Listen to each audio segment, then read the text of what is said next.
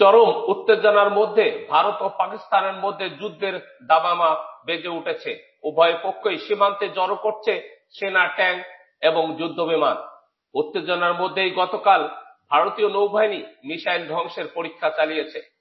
এদিকে বুধবার ভারতের পদক্ষেপের বিরুদ্ধে গতকাল পাকিস্তানও পাল্টা পদক্ষেপের ঘোষণা দিয়েছে।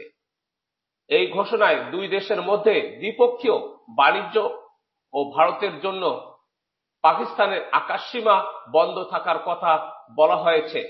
সূত্র BBC, New York Times, Anandabazar Patrika, NDTV, Dawn India Today, Times of India, the Hindu. সর্বশেষ পাওয়া খবর অনুযায়ী ভারত পাকিস্তানের বিরুদ্ধে 5টি পদক্ষেপের ঘোষণা দেওয়ার পর গতকাল বিকালে পাকিস্তানও পাল্টা পদক্ষেপের কথা জানিয়েছে। প্রধানমন্ত্রী শাহবাজ শরীফের নেতৃত্বে পাকিস্তান জাতীয় নিরাপত্তা কমিটির বৈঠক থেকে দেওয়া ঘোষণায় বলা হয়েছে, ভারতের সঙ্গে সব দ্বিপক্ষীয় বাণিজ্য বন্ধ করা হলো। ভারতীয় বিমানগুলোকে পাকিস্তানের আকাশসীমায় প্রবেশের অনুমতি দেওয়া হবে না। সেই সঙ্গে ভারতীয়দের পাকিস্তানে যাওয়ার সব ভিসা বাতিল করা হলো। তবে শিখ পুণ্যার্থীদের জন্য বিশেষ ছাড় দেবে পাক প্রশাসন।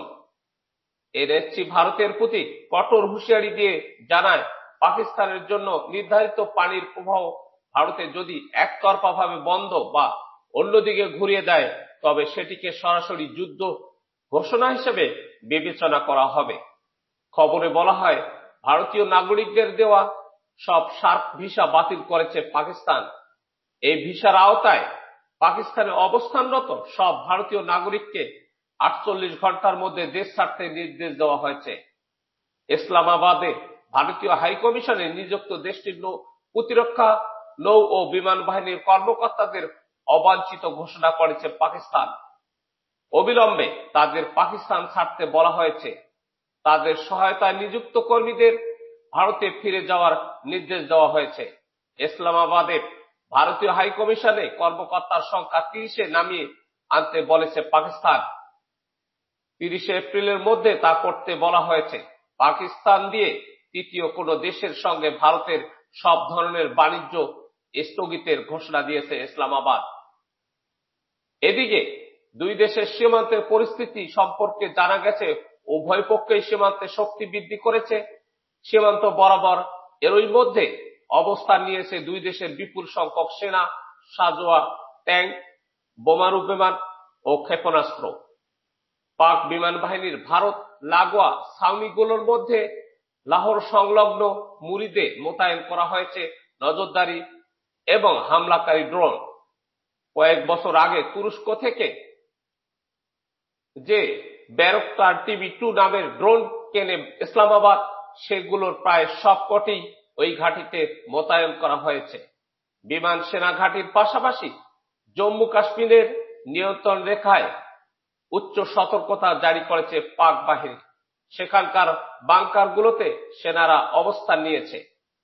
ভারতীয় সূত্র দাবি করছে, সীমান্ত লাগোয়া এলাকায় ইসলামাবাদের সৈন্য সংখ্যা বৃদ্ধির প্রমাণ মিলেছে বিমান ট্র্যাকিং ওয়েবসাইট ফ্লাইট রাডার 24 এর স্ক্রিনশট থেকে। এক্স হ্যান্ডেলে সেগুলোকে ছড়িয়ে দেন নেতা গরিবদের একাংশ। ওই স্ক্রিনশট অনুযায়ী পেহেলগাম কাণ্ডের পর দক্ষিণের করাচি বিমান সেনা ঘাঁটি থেকে একের পর এক বিমান উত্তরের লাহোর এবং রাওয়ালপিন্ডির কাছে মোতায়েন করেছে ইসলামাবাদ। PAF 198 এবং লকহিড C-130E হারকিউলিস নামের পরিবহন বিমান দক্ষিণের ঘাঁটি থেকে উত্তরে নিয়ে গেছেন রাওয়ালপিন্ডি সেনা কর্মকর্তারা। এছাড়া PAF 101 ও এমবায়োর ফেনম 100 নামের এই ছোট বিমানও সেখানে মোতায়েন করে হয়েছে। এদিকে এমন উত্তেজনার মধ্যে গতকাল মিসাইল ধ্বংসের পরীক্ষা চালিয়েছে ভারতীয় নৌবাহিনী। মাইক্রো ব্লগিং সাইট এক্সে এক পোস্টে নৌবাহিনী জানিয়েছে, তাদের নিজস্ব প্রযুক্তিতে তৈরি মিসাইল বিধ্বংসকারী INS সুরাত সফলভাবে সামুদ্রিক অঞ্চলে একটি দ্রুত নিচ উড়ে যাওয়া মিসাইল ধ্বংস করেছে। অর্জিত হয়েছে। ভারতীয় সংবাদ মাধ্যমে বিজনেস স্ট্যান্ডার্ড জানিয়েছে, পাকিস্তানের নৌ কর্মকর্তারা করাচি উপকূলে তাদের বিশেষ অর্থনৈতিক অঞ্চলে সারফেস টু সারফেস মিসাইলের পরীক্ষা চালাচ্ছে, যার জবাবে এই পরীক্ষা চালানো হলো। আরেক খবরে বলা হয়েছে, ভারত কোনোভাবেই কাশ্মীরের পহেলগামে নিরীহ পর্যটকদের হত্যাকারী এবং এই হামলার নেপথ্যে যারা রয়েছে তাদের ছাড় দেবে না বলে জানিয়েছেন নরেন্দ্র মোদী। গতকাল বিহারের এক সভায় তিনি আরো বলেছেন, পাকিস্তানি এসব হামলাকারীর এমন সাজা দেওয়া হবে যা কল্পনাও অতীত। মোদী বলেন, বিহারের মাটি থেকে আমি পুরো বিশ্বকে বলছি, ভারত প্রত্যেক সন্ত্রাসীকে এবং তাদের যারা সমর্থন করেছে তাদের নিশ্চিহ্ন করবে এবং সাজা দেবে। পৃথিবীর শেষ প্রান্তে গিয়ে হলেও তাদের খুঁজে বের করা হবে। বুধবার থেকে গতকাল পর্যন্ত জঙ্গি ধরতে কাশ্মীর জুড়ে চিরুনি অভিযান চালিয়েছে ভারতীয় সেনাবাহিনী। ১৫০০-এরও বেশি জনকে আটক করেছে। সেনা সূত্র জানিয়েছে, অভিযানের অংশ হিসেবে সকালে জম্মু ও কাশ্মীরের উধমপুর জেলায় দুদু বসন্তগড় এলাকায় সন্ত্রাসীদের সঙ্গে গোলাগুলির সময় ভারতীয় সেনাবাহিনীর এক সদস্য নিহত হয়েছেন।